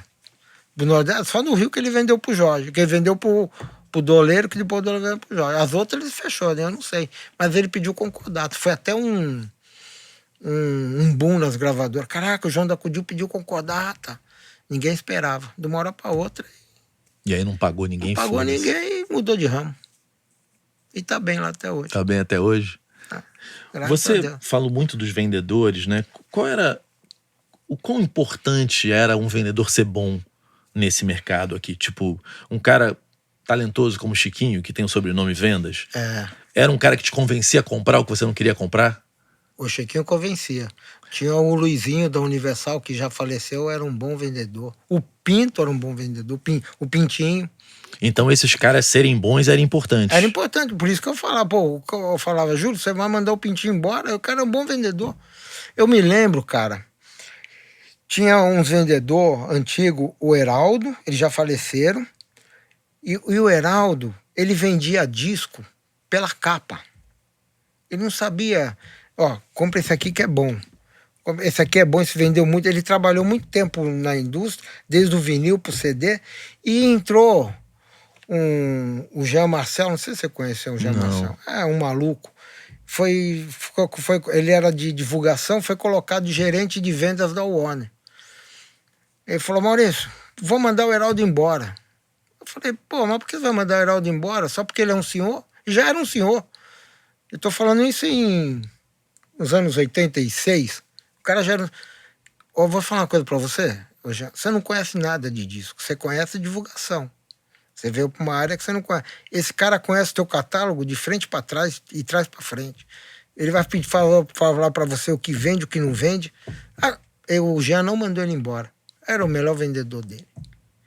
Então tinha esse vendedor que sabia, te dava informação do que você devia comprar e não encalhava você. Porque tinha vendedor que te empurrava, né? Aí te entubava e você se fudia e você ficava puto depois. Ficava puto, tinha que pedir lá pro gerente devolver, o gerente não podia tirar toda hora. Mas tinha esses vendedores que além de vendedor, era um parceiro. Eram uns caras bons. Chiquinho era um bom vendedor? O Chiquinho é bom vendedor até hoje, né? Você sabe o bonitão, ele fala bonitão. Sabe como ele chegou na minha vida, Chiquinho? Como? Chiquinho já era meu aniversário. Chiquinho entra em contato comigo, não me lembro se foi Instagram, dizendo que ele tinha trabalhado com o Roberto Carlos, com o Tim Maia. É mesmo? Aí veio ele aqui, né? Aí ele vai contando a história, eu falo, e o Roberto? Mas o Roberto eu nunca encontrei. Aí vai andando... E o Tim Maia me conta, cara, eu trabalhei lá, mas nunca encontrei com ele. Eu falei, quando ele foi embora, a gente olhou, eu e o Renatinho, a gente falou, que esse se vendeu bem pra caralho. Vendeu. Você sabe que eu escutei Mas ele é tão carismático que a gente amou ele. A tua entrevista, eu vi a tua entrevista com o Chiquinho. Ele contou uma história que eu não sabia dele. Que ele vendeu o disco do Tim Maia quando o Tim Maia trabalhou numa distribuidora de disco lá, da Cajó, não sei, que era de São Paulo. Eu não sabia dessa fase dele. Eu fiquei sabendo quando eu vi a tua entrevista com ele. Eu conhecia ele da loja da Rua da Alfândega pra cá. Aí eu já peguei ele na Som Livre, não sabia que ele tinha esse outro passado. Era uma figuraça. Vem cá, das histórias proibidas que você... conta no churrasco, tem alguma que você pode contar aqui? Agora não deu, agora... Tu já saiu do mercado, ô Valente. Vai amarelar assim. O Chiquinho falou, aperta o homem que ele tem história boa. Não, tem história boa de varejo, das vendas, assim, dessas partes aí eu não tenho muita, não. Mas conta uma história boa de varejo aí. Quais são os proibidos, assim? O que tinha por trás do pano? Conta alguma coisa pra gente. Ah, por trás do pano tinha essas coisas que eu te falei, negócio de consignado. Cara, tinha umas coisas assim, eu posso até falar, mas não vou citar nomes. Conta sem contar quem é o santo. Um dia, o que eu te falei, as gravadoras tinham aquelas parcerias que você tinha que fazer com os caras, né? Então, eu te falei o negócio de, tinha as cotas de devolução, depois passou a ser negociada. Então, aparecia lá uns caras lá, falavam, vou te dar a cota, mas dessa cota você vai receber X, outro X. Tu tinha que dar pro cara? Dar pro cara. E assim funcionava o mercado. Mas esse cara era de função? Era gerente. Gerente. Pra cima. Teve coisa, cara. É que você vai falar ou falar. Teve disco que foi devolvido de uma certa distribuidor de um estado para a gravadora, só entrou a nota. Os discos veio para mim. Da indústria entrou a nota. Os discos veio para mim para eu vender, comprar por um preço, mas tinha que dar pro fulano lá. Entendeu? Ó, você vai ter que me dar... não, vai pegar porque eu preciso disso aqui. Senão você não vai ter... Na próxima eu não te alivio. Eu vou te sacanear no prazo, vou te sacanear no desconto. Então, tinha essas paradas. Teve eu vou te contar uma história aqui. Na Sony, aconteceu isso na Sony. Trocou o gerente Brasil e entrou um cara que veio de São Paulo. Esse eu posso falar o nome. O do cara que entrou. Marcelo Maron. Pô, gerente, o que eu te falei, a indústria tinha aqueles caras que vinham de outra área, que não entendia nada. Eu falei, pô, Marcelo Maron, cara, o cara veio trabalhando no ramo de essa track fields, negócio de confecção e tal. Aí o cara falou, vamos jantar e tal. Pô. Tá, ó. Eu já sei como é o esquema aí. Então é o seguinte, eu falei, que esquema? Ele falou, esquema dos descontos. Eu falei, o cara falou que eu podia contar contigo e com mais um outro cliente ali. Eu falei, tá. Vai continuar essa porra. Porque num ponto você tinha que adiantar o dinheiro pros caras, né? Fim disso, você tinha que adiantar uma coisa que você ainda não vendeu, né? Eu falei, tá. Ele falou, eu quero o seguinte, eu vou te dar o melhor desconto. O desconto, eu lembro até do disco. O disco ia sair o Zezé de Camargo e Luciano, um dos últimos discos. O desconto máximo da gravadora é 23%, eu vou te dar 30%. Eu falei, 30%? Só que dos 30%, você vai ficar, 23%, você vai ficar com 25%, eu quero 5%. Eu falei, cara, tá bom. Se eu não fizesse, eu tava fora, eu não ia ganhar os 23%. E eu falei, tá bom, vamos lá. Ele falou, não, eu quero que eu vou comprar um sítio lá em Atibaia, e você dá a entrada e tal. Eu falei, cara, tu vai comprar o sítio lá em Atibaia, onde o diretor financeiro da BMG tem casa, vai dar merda isso. Não, mas eu falei, pô, o Paulo Sérgio tem casa lá, vai dar merda, o cara é honesto, o Paulo Sérgio trabalha direitinho. Não, pô, tá bom, o problema é seu. Só que o que acontece? A Sony tinha esses problemas já pra trás. Já era uma prática, né? Aí eu tô, daqui a pouco, Marcelo Maron foi mandado embora. Falei, pô, mas o cara mal entrou. Aí me liga um tal de André Mauro, fala, Maurício, a Vera quer conversar com você. A Vera era a diretora financeira.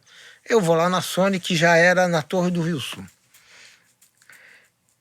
Aí chego lá, cara, tem um gringo forte, sentado numa cadeira, e eu sentei aqui, olhei, falei, James não sei o quê. Aí, pra ver, ele não fala português, a Vera tava lá com... Maurício, é o seguinte, aí ele deu um cartão assim, agente especial... E ex-agente do FBI, estava escrito no cartão. Ela falou, sabe o que é? Esse cara aqui veio mandado lá de fora, porque o telefone do Marcelo Maron estava grampeado. E eu tô a conversa com ele. Eu falei, caraca, eu falei, porra, eu vou ser preso nessa porra. Filha da puta. Eu falei, né? A primeira coisa que eu vou falar pra vocês é o seguinte, Isso cara. sempre aconteceu. Isso aí, eu não tô roubando a Sony. O cara ele tá me dando desconto maior e tá ficando com a parte. E ele que tá roubando, não sou eu. Não, a gente sabe e tal, mas é que a gente quer. A gente pegou a conversa, mandou ele embora. Minto, ele não tinha sido mandado embora ainda não. A gente vai mandar ele embora. E tal. Eu falei, bom, o que aconteceu era isso, cara. Ele me pressionou. Já acontecia, eu falei, não acontecia nada disso antes. O cara chegou agora. Mas já, eu falei, se acontecia antes, se vocês têm gravado, vocês teriam minha conversa. Vocês não têm. Eu não vou acusar ninguém, eu né? não vou acusar ninguém, eu não tenho. Ela falou, não, a gente já estava desconfiado, que aqui dentro estava tendo isso. Bom, ele estava desconfiado do gerente que saiu antes dele, né? Aí passou. Daqui a pouco, passa uma semana, veio o Marcelo Schiavo. Maurício, podemos almoçar lá na Colombo, lá na... Aí leva um advogado lá, da Sony, e não sei o quê... Aí o cara falou, cara, a gente vai botar ele na justiça, vai. Eu falei, pô, vai botar ele na justiça, eu vou ter que depor da polícia, essas porra, não. Aí eu virei e falei assim, cara, vou falar uma coisa aqui pra você, ô Schiavo, e ô Vera, o cara, eu não vou falar, o cara que tava antes dele fazia pior, vocês não fizeram nada. Aí o advogado da Sony, como assim? Aí o Schiavo, menos que vocês também já sabiam, vamos morrer o assunto aqui e não vamos fazer uma porra, né? Eu falei, pois é, pô. A história, eu falei, cara, quase que eu fui em cana por causa disso. Que loucura, cara. E isso aí era um... Não, e se isso fosse a fundo, fudeu, né? Respinga em todo mundo, né? Então tinha essas doideiras, cara, de... E assim, ou você tava dentro ou tava fora. Um dos problemas do meu padrasto foi esse. Ele não gostava de fazer essas coisas, ajudar os caras, o vendedor, o gerente... Os caras começavam a limar. Ele era mais certinho, né? Dar desconto. Ele queria pra ele só. Não, então você vai dar desconto, dá pra mim. Não, eu quero dividir. Eu aprendi aquilo, falei, se eu não fizer, eu tô fora. E se eu tô fora, não eu tem tô negócio. morto, não tem negócio. E era assim com vários. Às vezes chegava lá mercadoria que eu nem pedi, eu te falei uma, né, da Sony, mas aquilo foi vendamento. Chegava lá e falava, não mexe não, que é pra fulano. Mas você usou a minha cota de compra para bonificação para dar para outro? Aí, mas não era para outro, era para vender pro cara. Você tinha o direito de ganhar a tua bonificação, mas os caras... Mas tu acha que os presidentes sabiam que isso acontecia? Olha, cara, eu sempre falava... É porque eu acho que isso tinha em várias instâncias, né? Eu acho, assim... Quando eu entrei no ramo fonográfico, quando os presidentes eram sempre gringos. O primeiro presidente foi um cara que era... eu esqueci o nome dele, mas foi da Polygram, que virou Universal. Ele era do RH, ele virou o primeiro presidente brasileiro, numa companhia multinacional. Aí começou a farra do boi, meu amigo. Enquanto era um gringo, não tinha farra do boi. Não tinha nem essas festanças todas. Botou na mão dos brasileiros. Eu sempre falava, botou o né? brasileiro, já tem um jeitinho brasileiro. Aí, mas era o mercado. Imagina essa comissão em tudo, né? No buffet, Tudo que você podia imaginar tinha. Até na área de venda, divulgação de rádio, tudo tinha. Tinha uns jabá, tinha tudo. Então, assim, essa pra mim foi a pior que eu tive. Falei, caraca, agora o cara vai me botar em cana, porra. Vou preso. Preso e vou ter que denunciar o cara. E esse cara foi mandado embora e nunca mais voltou também, né? Não, nunca mais. Nem no meu fonográfico. Nunca mais. Quando o cara sai assim... Ele era de São Paulo. E trouxeram ele pra cá. E assim... Só essa de cabeluda. Se pudesse voltar no Valentinho aqui... Deixa eu ver... O Valentim aqui, que foi trabalhar com o padrasto novinho, pudesse dar um conselho pra ele com tudo que você aprendeu até hoje, você diria o que pra ele? Se pudesse voltar lá e falar, ô Maurício, deixa eu te contar um negócio que vai facilitar a tua vida. Cara, eu Vende tudo em 2000. Vende tudo em 2000. Mas eu acreditava no amor porque eu gostava. Eu achava que ia ter um outro jeito. Acabou tendo, né? Acabou tendo, mas eu... achava que podia... Porra, não, então vamos vender pendrive gravado, ele gravava um monte de música, botava no pendrive, no carro tinha... Agora a gente tá vendo um retorno do físico um pouquinho mais consistente, mas é nicho do nicho do nicho do nicho. Né? Eu vejo, abrir umas lojas lá o vinil tá voltando. Mas o cara não se sustenta com isso. Mas o que eu tô vendo, isso, os Estados Unidos a gente copia muito padrão, né? Essas lojas voltando, como é o disco, é o souvenir, é a camiseta, é a caneca, é a caixinha, é o abajur. É meio a moeba mesmo. Você chega lá na Califórnia, mudou de lugar, mas você entra assim, é muito mais memorabilia, assim, tipo, muito souvenir e disco, né? Então você entra lá, acaba comprando um boné, 3 camisetas, um disco. Pois mas eu não acho que volta. Você falou, eu fui visitar uma loja uma época em Nova York, Town Records, não sei se você... essa fechou, Tower Records fechou, tudo fechou. O cara era grande pra caramba. Não, era gigante. E na Europa, que eu fui uma vez, a Virgin... A Virgin, cara, no Times Square era um negócio gigantesco. Não volta mais isso. Você pode até botar vinil. Não, eu acho que é meio boutique, né? Eu não sei se aquele cara da Gávea lá ganha dinheiro, o Soundtrack, sei lá, uma lojinha que tem no Baixo Gávea. Ainda tem a Soundtrack? Cara, também eu não passo lá um tempão, tá? Vai que fechou na pandemia. Mas é uma galera muito... mas aquele cara, até desde a minha época, mas é só aquilo. Mas a última vez que eu fui lá, que faz tempo, quadrinho de artista, tipo, então, bonequinho. Eu achei que nem existisse mais. Mas o cara não fica rico com isso. O cara se mantém. Antes a gente ganhava dinheiro com a música. Cara, Deu pra ficar rico em algum momento? Eu vou falar uma coisa pra você. Tudo que eu tenho e tive, eu devo à indústria fonográfica. Casa em Angra, barco, jet ski. Eu realmente aproveitei minha vida. Eu tive graças ao mercado fonográfico. Então hoje você falar, então eu vou voltar a vender, eu não vou ter nada disso. Aí hoje abre um restaurante, abre qualquer coisa, menos isso. Hoje eu não tenho mais essas coisas, porque eu também resolvi vender, porque eu cheguei à conclusão, eu tenho um filho que é no mercado financeiro, eu falei, pai, em vez de botar dinheiro nisso, deixa dinheiro aplicado, quando você quer andar de lanche, tu aluga uma. Do que ficar pagando vaga, pagando a marinheira. Pô, que bom, o filho do mercado financeiro, sempre é meu pai do mercado financeiro. Então, o pensamento é esse aí, né? Aí eu tive, mas eu ganhei muito dinheiro, tive muita coisa. Meu pai fala que tem coisas que você aluga, mulher, lancha. Pois é. Tem coisa pra comprar, coisa pra alugar. Fala machista, mas assim... Assim, não posso... Assim, a indústria me ajudou muito. Escolhe uma carta aqui. Muito. Isso aqui é uma brincadeira pra gente fechar nossa conversa. Escolhe uma aí. O que você faria se o vento levasse tudo o que você conhece? Essas perguntas são profundas, cara. O que eu faria? Eu faria tudo de novo. Maravilhoso, irmão. Prazer te conhecer, viu, Prazer, cara? Foi meu, cara. Gostei de ter vindo aqui. Outras pessoas que você quiser que venham aqui, porque às vezes, cara, o Chiquinho lembra, você lembra, fala, pô, Ciclano é legal. Vai, me avisa, viu? Tá, te aviso, pode deixar. É um prazer, cara. Você já vai trazer uma pessoa boa aí, que a Tina. A entrevista até a metade foi boa pra caralho. Era muito legal. Obrigado, viu, meu irmão? Obrigado você. E obrigado, Chiquinho. Bota aqui antes de você entrar, ô Pretinho.